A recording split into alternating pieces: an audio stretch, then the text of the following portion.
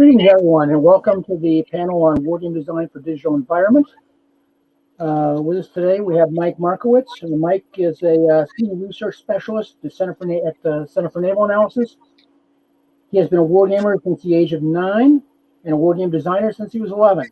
His design for the game Alexander received a 1991 Charles Roberts Award as Best Pre-World War II Board Wargame. Designed for Supermarina, which is World War II naval Mediterranean naval operations for the Command at Sea system. Received the 1995 Origin Special Achievement Award. He has extensively lectured and taught on the topic of wargame graphic design. And also with us is James Pigeon Fielder. He joined Colorado State University as an adjunct professor after retiring from the U.S. Air Force as Lieutenant Colonel and Associate Professor at the U.S. Air Force Academy. He's also serving as a Marine Corps University non-resident Krulak Fellow for the academic years 2021 through 2023. Develops organizational wargames under the name Liminal Operations and is a role-playing game content creator for Evil Beagle Games. Pigeon researches international trust in emergent political processes through cyber-based interaction and through tabletop, live action, and digital gaming as natural experiments. He has over 2 decades of experience designing, executing, and assessing training exercises and wargames, from small group tabletop discussions to multi-day exercises engaging 5,000 plus participants. He's a member of the Game Manufacturers Association, Manchester Game Studies Network, Midwest Political Science Association, Military Operators and Research Society, North American Simulation and Gaming Association, and Pi Sigma Alpha, and peer reviews for the Journal of Internet Information Technology and Politics, the Journal of Political Science Education, Media War and Culture, Simulation and Gaming, and Social Movement Studios. And with that, I'll turn it over to you, gentlemen. Thank you very much, Gordon. I was a bit surprised as well as honored when I was invited to lead this panel. I'm probably the least likely person in the world to tell you about wargaming design for a digital environment. I don't write code. I'm a dice and cardboard guy. Back in 1997, when dinosaurs walked the earth, I started work at the Center for Naval Analyses in Northern Virginia because I wanted to create wargames with Peter Perla, the man who literally wrote the book, The Art of Wargaming. For the past 10 years or so, most of my work has been the design and production of physical wargame components, the maps and counter sets for defense and national security wargames. Next slide.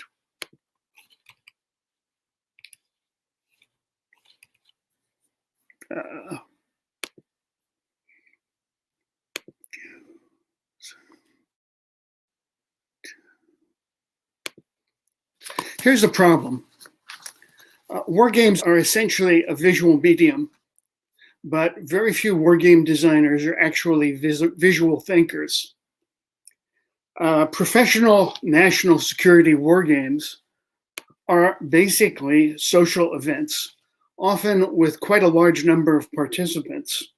And something that we've all learned over the past year is that social events can be very hard to implement in a digital environment because all the direct face-to-face tactile sensory experience and interaction is basically reduced to a screen and a keyboard. Professional wargames are usually sponsored by senior leaders. I call them the flags and the suits because they want to test out some plan or concept, they want to explore an idea, or they want to raise the visibility of some current issue or threat or buzzword. Think about what we're doing in these social events. We take a group of people who may be strangers to one another, and we throw them together in a room. We fuel them with bad coffee and donuts, and we ask them to solve a series of hard problems. Very commonly, we're asking majors and lieutenant commanders to make decisions that would actually be made by generals and admirals and presidents in a real conflict. For the adversary side, decisions that would be made by prime ministers or dictators of a culture or a society that's radically alien to our own. So it would not be surprising if confusion often results. Well, I'm here to tell you today that war may be the domain of chaos, but design is the domain of order. And as a war game designer, confusion is your enemy. Your mission, if you decide to accept it, is to minimize confusion. Next slide.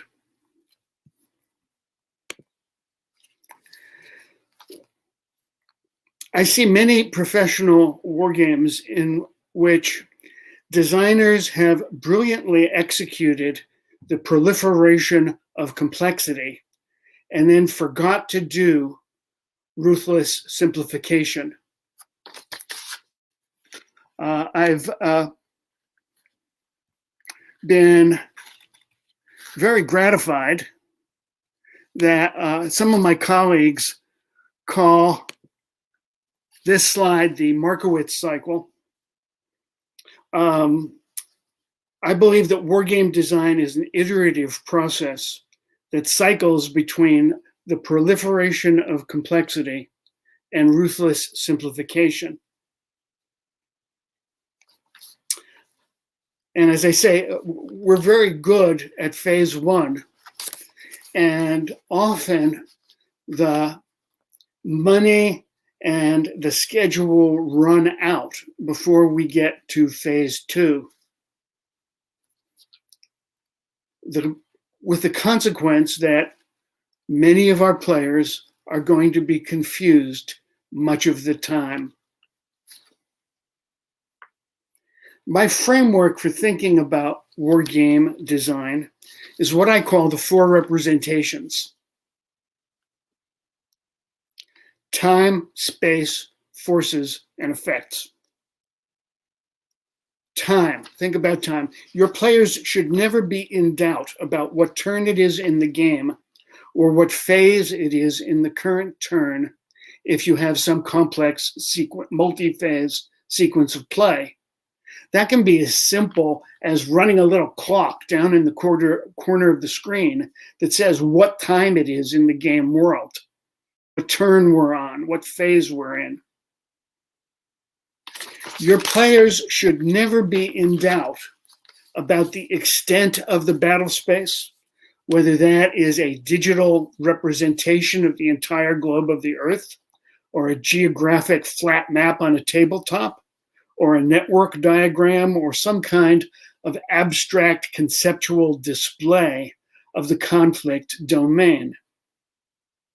Forces. Now, your players may have incomplete information about the enemy's order of battle, the enemy's capabilities and intentions, but you must provide your players with a clear picture of their own forces and how they're going to control them. And finally, and most importantly, effects. What happens when forces clash? Your players should never be confused about things like, what are the current rules of engagement? How is combat resolved in this game? How is battle damage going to be indicated?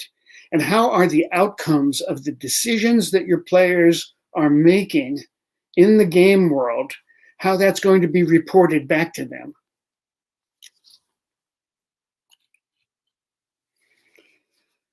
Professional war games are very commonly developed in a panic at the last minute because most of the schedule and budget was consumed in analysis.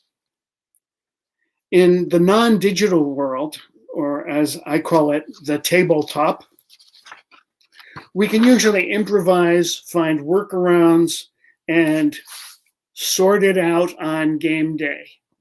Sort it out on game day is the proverbial motto of war game designers.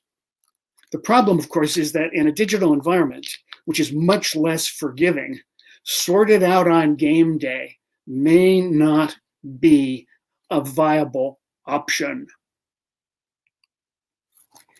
If there's just a few things you remember from what we tell you here today, I'd like it to be use primary colors sparingly and for emphasis.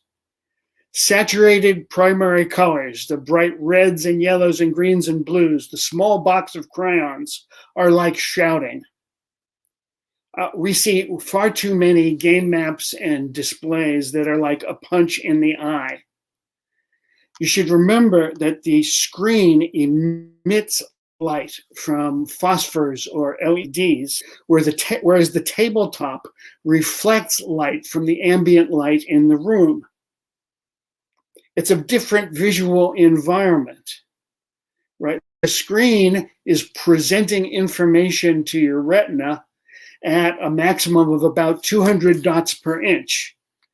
Even the cheapest laser printer is going to be delivering information to your retina at about 300 dots per inch, right? And possibly a great deal more.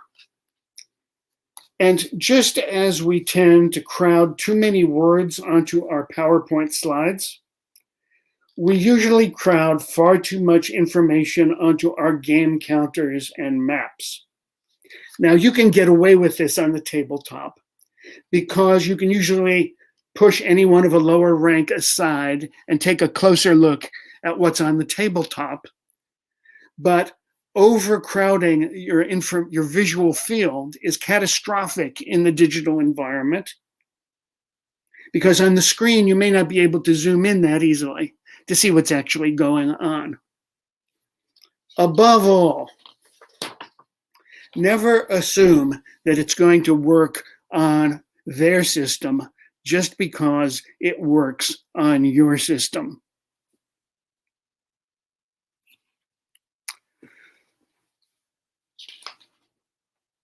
Even though he died in 1831 and never saw a computer, the great Prussian staff officer Karl von Clausewitz understood these things.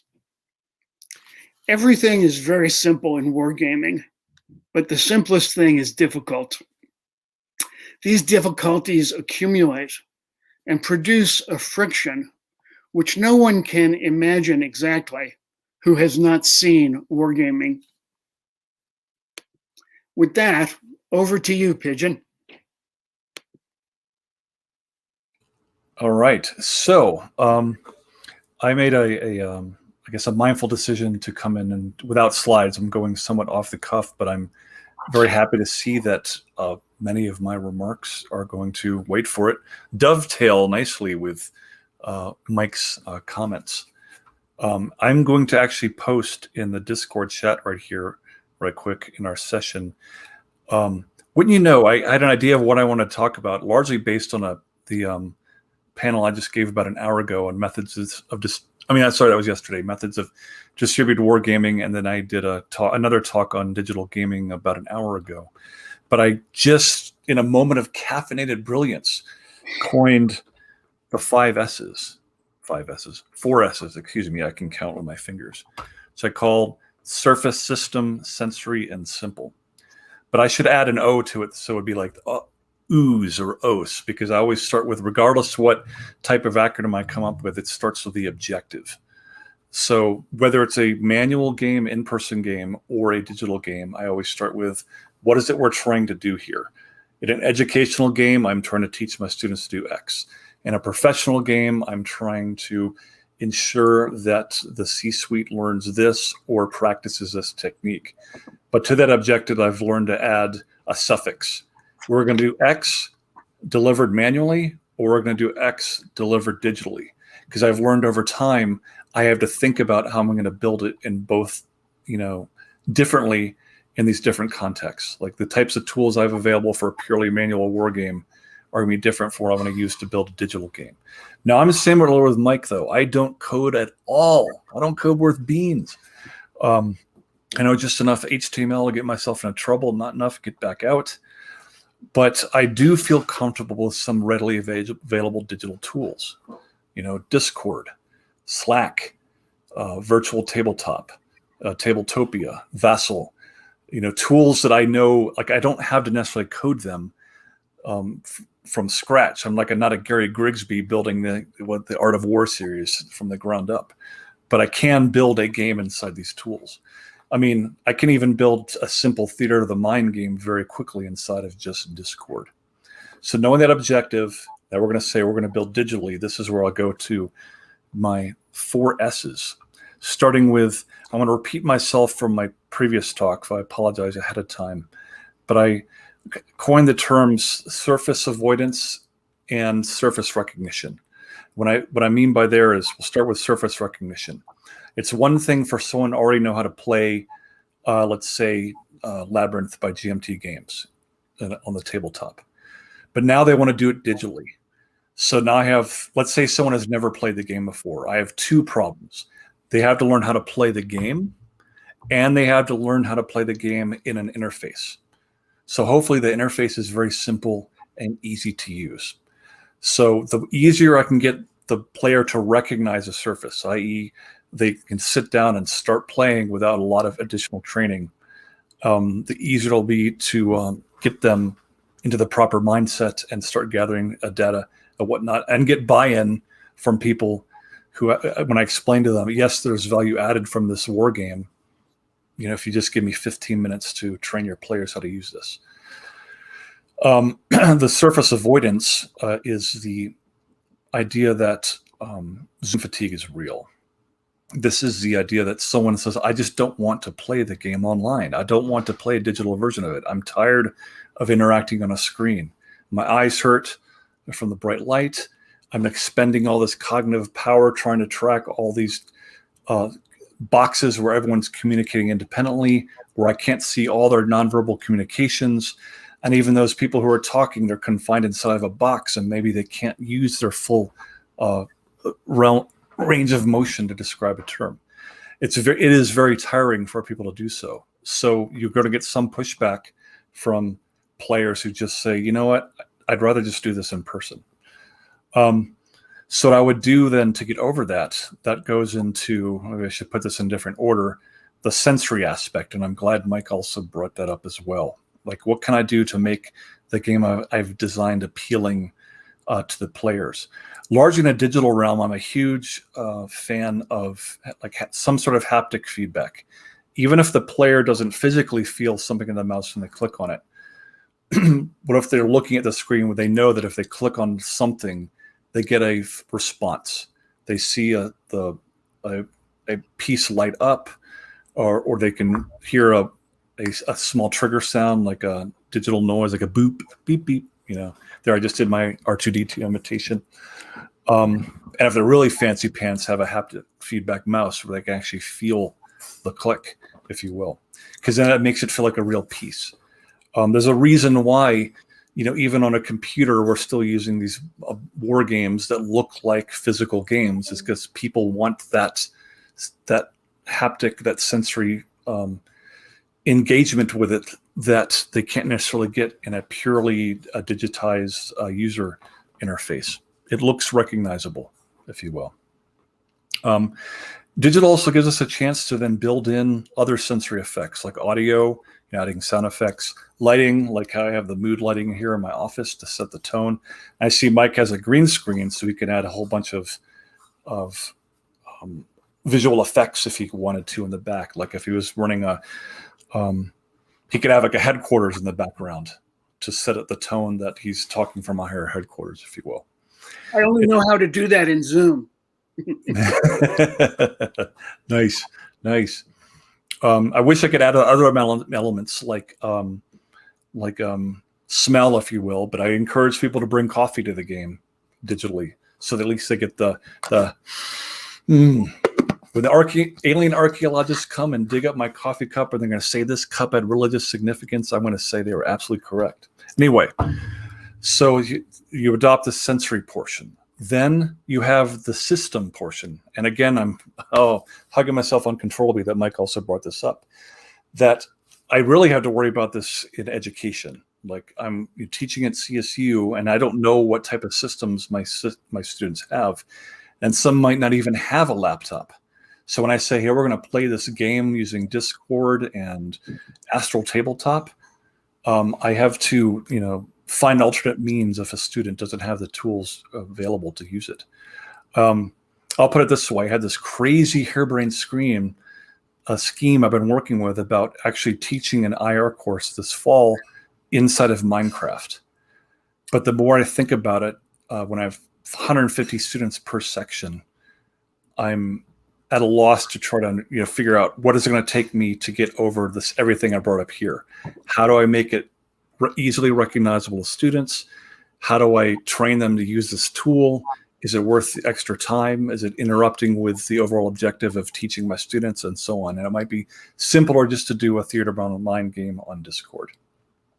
So yes, don't assume that this neat digital tool, this neat game is going to work on another user's system. Vassal should work on most modern systems, but someone could have a real potato out there that can't run it, for all I know.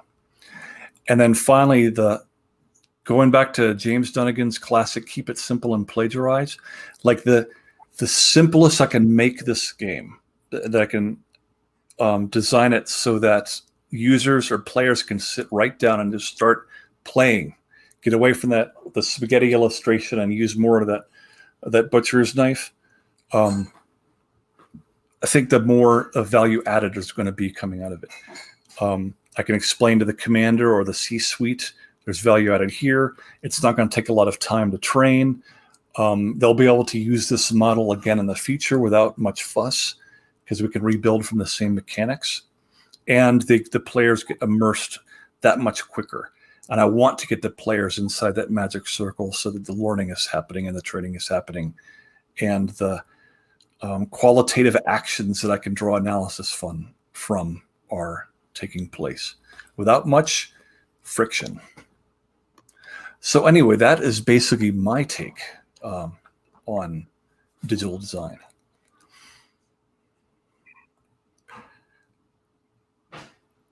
And I am in Discord room. I'd like to throw out something to consider. Many years ago, Trip Hawkins, founder of the software company Electronic Arts, said that a game should be fast, hot, and deep. Fast, he meant very quick to learn, without having to read 17 pages of rules or a 200-page manual. Hot, deeply involving to the senses, which is mostly visual and auditory in the world of games. And deep, like an onion, something with layers that will reveal more and more depth as you play it repeatedly. Fast, hot, and deep. And then I look at our war games, and they are not fast, hot, or deep. Why?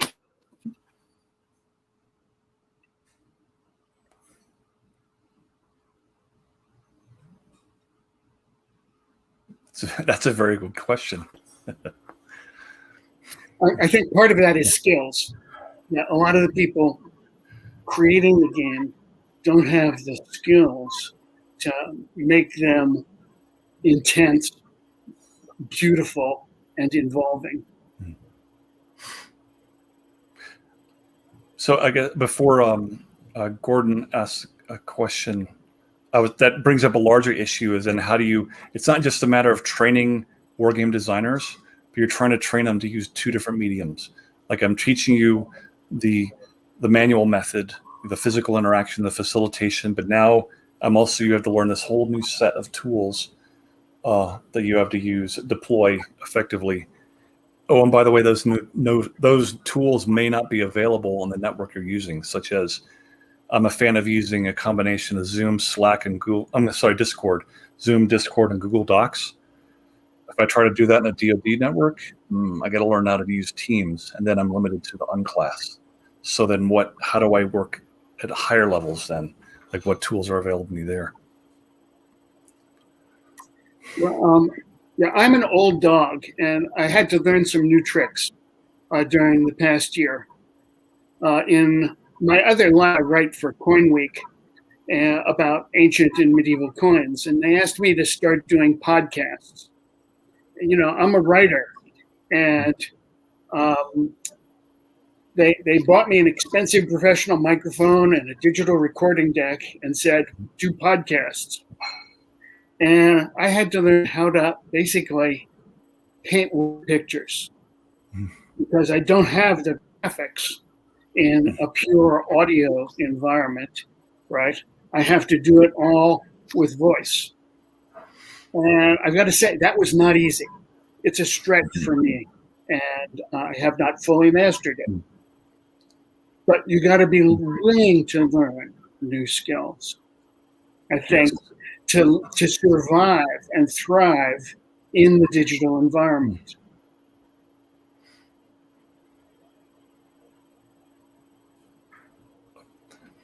Well, someone is typing, but I'll ask my question first, since I said I have one for Mike. Back to your slide with the 4 R's.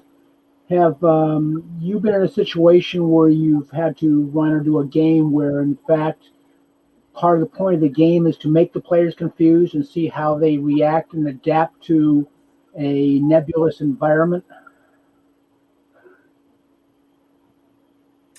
Yes, in fact, one of the first projects we did at CNA was a series of games to explore the question of shared situational awareness.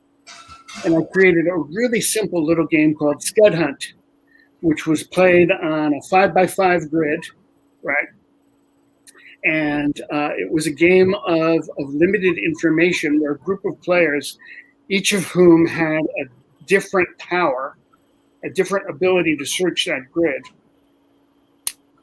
had to cooperate to find out where the real scud is to strike and don't hit the school bus. So there's a CNA publication on gaming and shared situational awareness that summarizes that work we did those many years ago. And it was quite challenging for the players. Even though it was a very simple game, it started out with a situation of a total blank. We don't know what's on this grid. Sort of like playing Battleship. Right? Now, of course, Battleship is a really easy game, right? It's hard to be confused about that game. And you call out a row and a column, and you get feedback, and then you interpret that information and build a picture of what's out there. Something that we often neglect in our games is the importance of winning the reconnaissance battle. In real operations, if you win the reconnaissance battle, you have a tremendous advantage in the tactical or operational fight. Because that's hard to do on the tabletop, right? That's something often that we neglect in our games. It's actually a lot easier to do on the screen, right? It's very easy in software to hide information from your players and gradually reveal it to them as they build a reconnaissance picture or an intelligence picture. Yes, it's definitely much easier for that. And by the way, I understand the green screen thing. I don't have a similar setup because unfortunately my laptops don't can't do a virtual background without having a green screen. But if you have a sufficiently good graphics card, you can also do the virtual background to whatever you want, even whether you have a green screen or not. Steven seems to favor the Dr. Strangelove scene in his when he shows up on these things. I assume we're going to have somebody type. I see people that say they're typing, but I haven't seen any messages yet. Well, I can give a short answer as well to the same question. Just this last spring, running a classroom game for classical current world problems. It's basically intro to international relations for non-political science majors based on current events. And we ended with a zombie apocalypse. I love zombie apocalypse games. Although I did give the students a choice between zombies, vampires, and giant robots, but zombies hands down.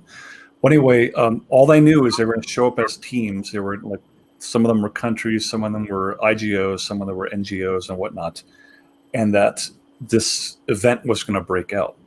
Well, about 48 hours prior to the kickoff of the game, I started putting message traffic into Discord, and it actually started to frighten some of the students because they were like, "Wow, this looks crazy, and this looks real, and how do we react to it? It doesn't seem to be influencing our teams directly." And they were trying to make sense. Is this a red herring? Is it a Chekhov's gun? So it created this sense of a slight, I don't want to say panic, but a slight unnerving before they even showed up.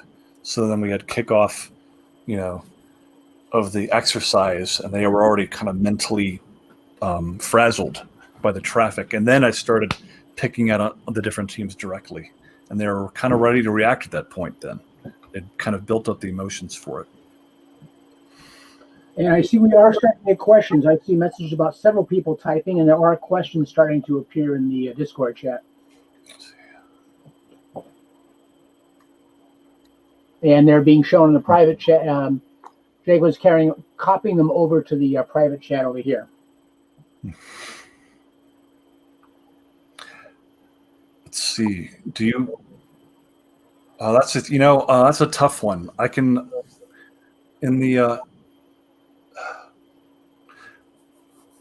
thinking of my own son, a good old Generation Z son that he is. He's fairly well adapted himself to playing games like Dungeons and Dragons and various games online, not just traditional like first-person shooters or whatnot, but also tabletop games or whatnot. But I can see there being a disconnect between digital natives and us. Maybe, let's see, I'm 48, but I can even think of like, late 30s or whatnot, where people want that sensory experience of being around other people. Like, this can only go so far, but at some point I want to be able to interact with other people. I think an added layer of complexity to that question, though, is the limitations of the DoD network. Like, you have digital natives who say we want to use these tools, but we're not allowed to use these tools in the network. Therefore, actually, let's put it this way. Yesterday's panel that I was moderating, there were some interesting comments about how you'll have career military individuals or career DoD individuals that will be quite illiterate in certain online tools because they can't be used in a DoD network. And since they're not working at an academic institution or a public corporation where those tools are used readily, they will find themselves woefully behind when they're put in a situation where they have to use Slack or Discord or Zoom or this, that, and so on. Jacob has a really smart question. Do you already see or expect in the near future that wargamers expect digitized wargaming rather than an old-fashioned cardboard game? It depends on what kind of wargamers we're talking about. The younger generation of gamers are probably going to want to see games they can play on their phones rather than on a laptop or a desktop, because their cell phones are an extension of the self. But as Pigeon pointed out, in the defense and national security environment, the fact that the tools that are available to build things on secure networks are extremely limited, right? It's like, if I can't do it in PowerPoint, I can't do it. That's quite a constraint. Although one fact that many people are unaware of is that the maximum size of a PowerPoint slide is 56 inches square. So, be willing to create enormous PowerPoint slides for your maps, because you can scroll and zoom in PowerPoint and not try to make everything fit on an 8.5 by 11 landscape page. No, that's not going to work. I was going to say, just a reminder, folks, that the questions that you'll see in our private chat aren't really from Jacob. They're being copied from the Discord chat. So there's other people putting those questions in. Oh, and Dr. Fielder made a reference to Chekhov's gun. Anton Chekhov was a 19th century Russian dramatist. And he said, if you put a gun on stage in Act 1, somebody needs to shoot something before the last act of the play. Yeah. Yep. I guess my counterpoint to that is I've seen certain shows, shall we say, that the obvious thing at the beginning, in fact, is a complete red herring and nothing happens. But it has no bearing on the rest of what happens in the plot line. There's another question. In the Markowitz cycle, is there any advice on avoiding getting too deep into proliferation of complexity early on? It's a matter of self-restraint. A lot of game designers that I know feel that if it was a bitch to research, it should be a bitch to play, right? They put a lot of work into getting that order of battle, and they're going to get every little unit to that board, whether it's relevant or not. So the way to avoid proliferation of needless complexity is read The Elements of Style by Strunk and White, right? Probably of the 3 or 4 most influential books that I've ever read, that's the most important. Second, read the books of Edward Tufte, especially the visual display of quantitative information.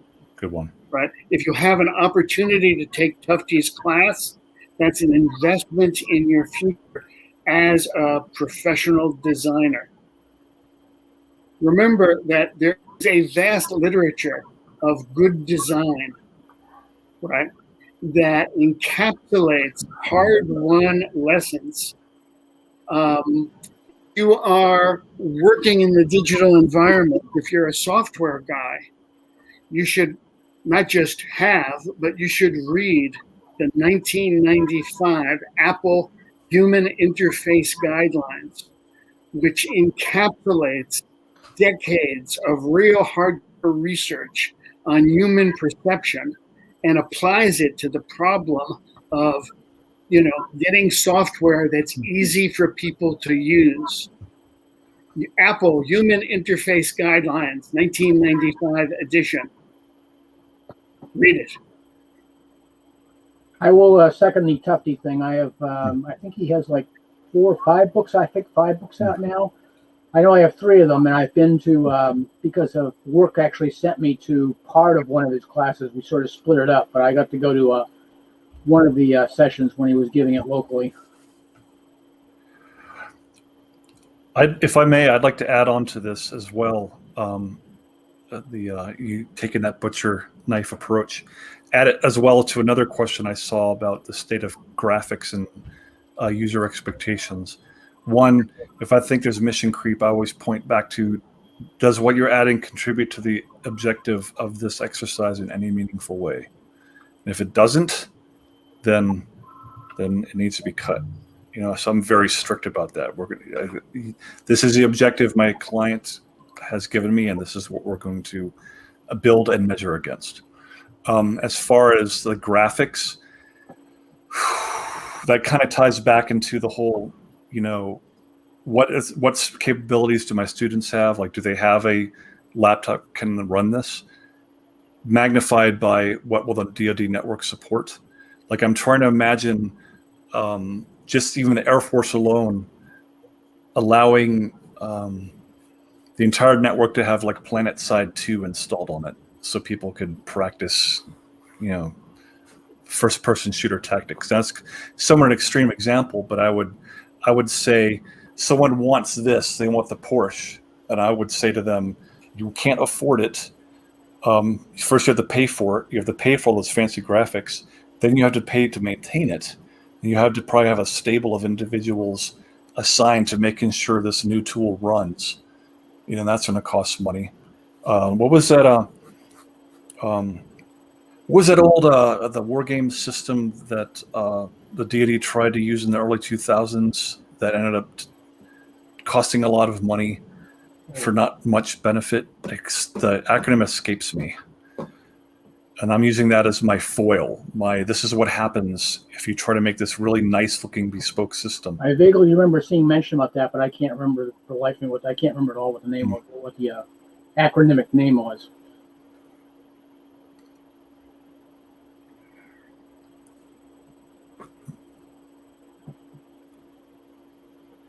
Oh, you muted, Mike.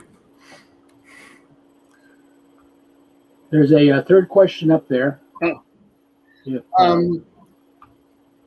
Third question on the table. You mentioned war games aren't fast, hot, and deep. How do we make them so?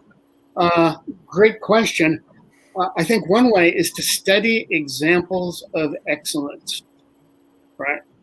I can tell you lots of examples of excellence in published hobby tabletop war games, but in electronic games, I'm not that familiar, first of all, with the genre, and second, the people who are doing professional military war games simply don't have access to the kinds of skill sets, budgets, and resources that multi-billion-dollar corporations doing entertainment games have.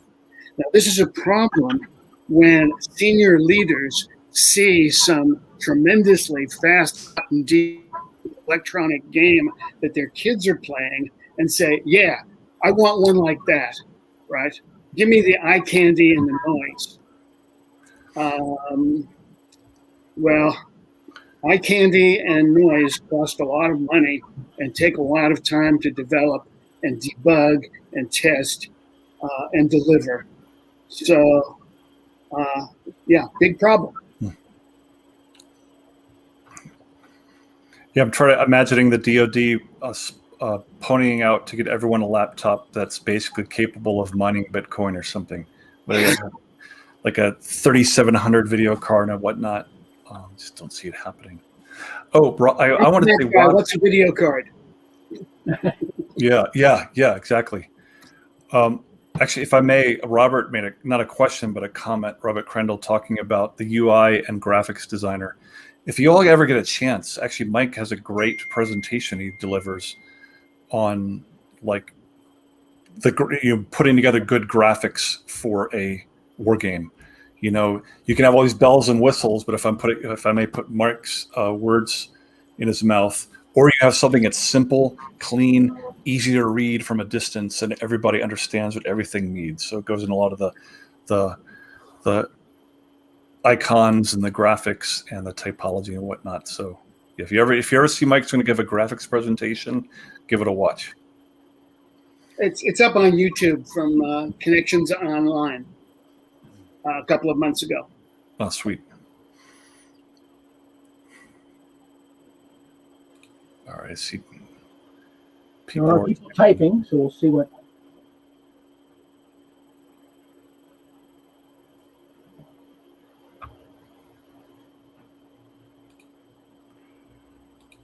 I guess my comment back to you too. I guess in terms of, I know I talked to Pitch about this last time in terms of people, and he mentioned about this in terms of people now that are used to a all digital environment, getting away from some of the things we're used to in terms of graphics and seeing physical objects and such. But I'm questioning whether that, in fact, how long that may last, because to use the automotive example, back as early as the 80s, some car companies thought that, we're going to start putting digital readouts on our dashboards because that's like modernistic and cool, which got generally universally panned and annoyed. And everybody got used to dials and, got used to gauges and analog items. And even now, and I've seen this in the current Audis, they have a all screen that basically replaces the dashboard with a screen. But the screen, although you can toggle between Google Maps and other things, for instrumentation displays a digital version of analog, dials, and gauges. It doesn't try and make digital readouts.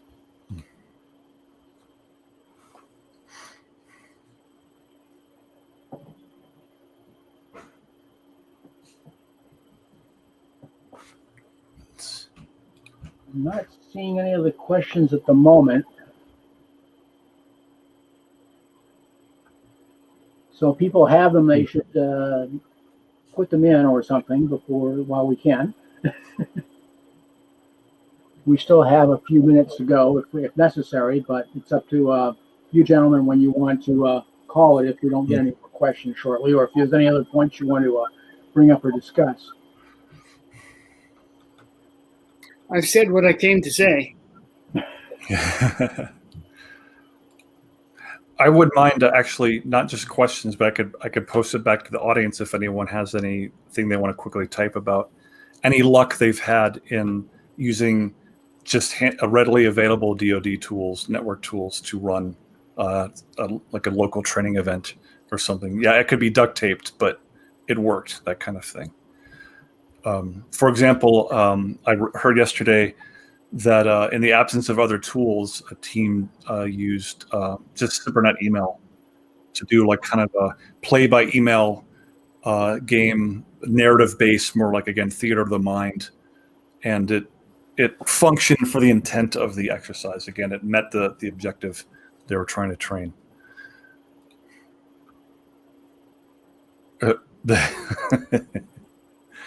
Nice. I see multiple people typing, Yeah. so Ooh. we will let them a chance to show up in the Discord Yeah. chat.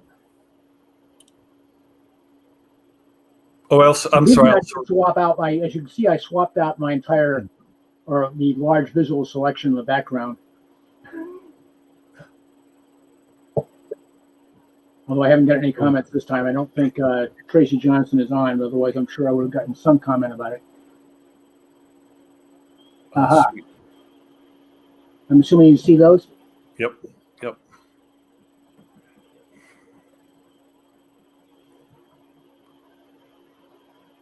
I want to know more about Tristan's. It was an experience. Yeah.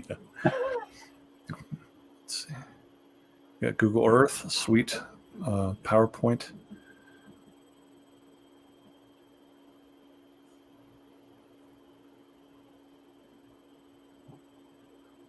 Oh, darn. Okay.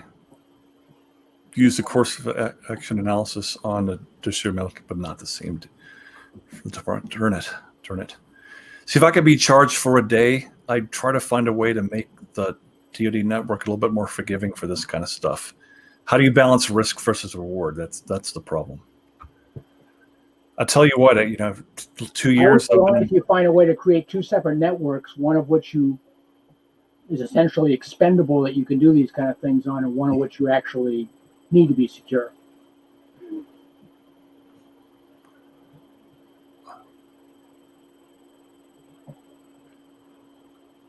Oh, Pat, actually, I know nothing about this. I've seen not just Google Earth, but I have seen people do all sorts of just using Google Maps, and they use overlays to actually, mimic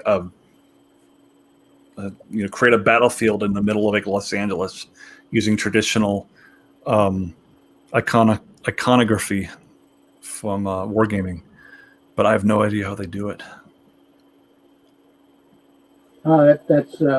That's another nostalgia trip for me, because in Mike may remember this, but back in the really old days when they used to hand out free paper maps at gas stations, I used to use them to create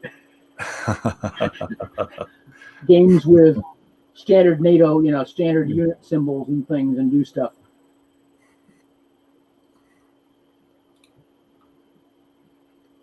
Ooh. Oh, yes. Tinjaw, you're here. Yeah, this is exactly what one of the tools I was thinking about. That link he just posted.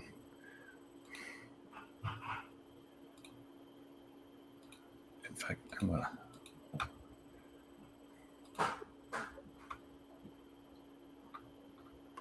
This also raises the question of, does a necessary training event have to be classified? Can it be entirely notional decision-making exercise just using a NipperNet, where you have fake countries with fake capabilities, On the one hand, it offers two different benefits.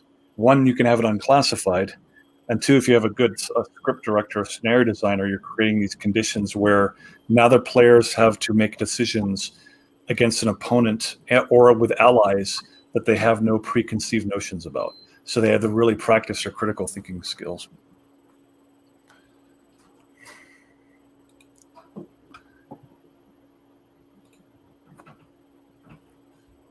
Ooh, here's another one. The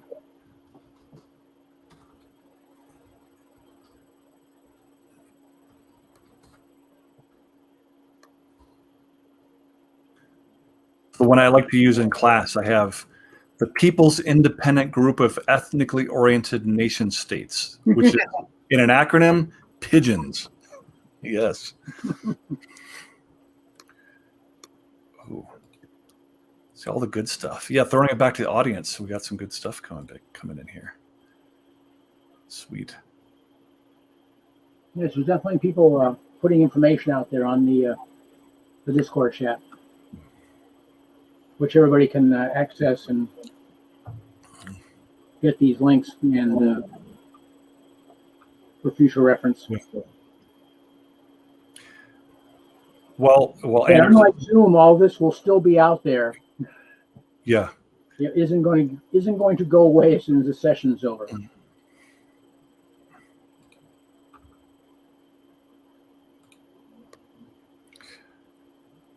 All right. I'm willing to stare at the camera uncomfortably for a bit while Anders types. And there's other people typing too. So. Cool. Oh, Kriegspiel Club. Hi, good evening, everyone. Welcome to another event in our webinar series for the Georgetown University Wargaming Society. Many of you probably already know me, but my name is Robert Koza. I am the Vice President of the Georgetown University Wargaming Society, or as we also like to be known, as Goose. So this evening we have Mike Markwood. Uh-oh.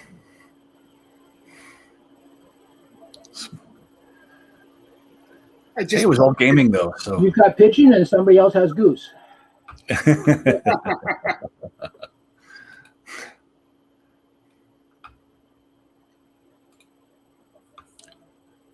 Let's see.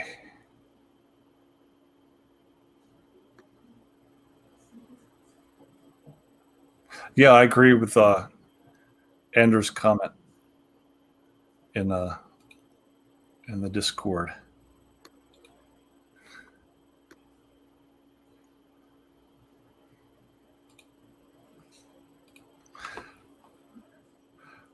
Well, shoot, I don't know about you, Mike, but if there are no more questions, I think we can pull the plug.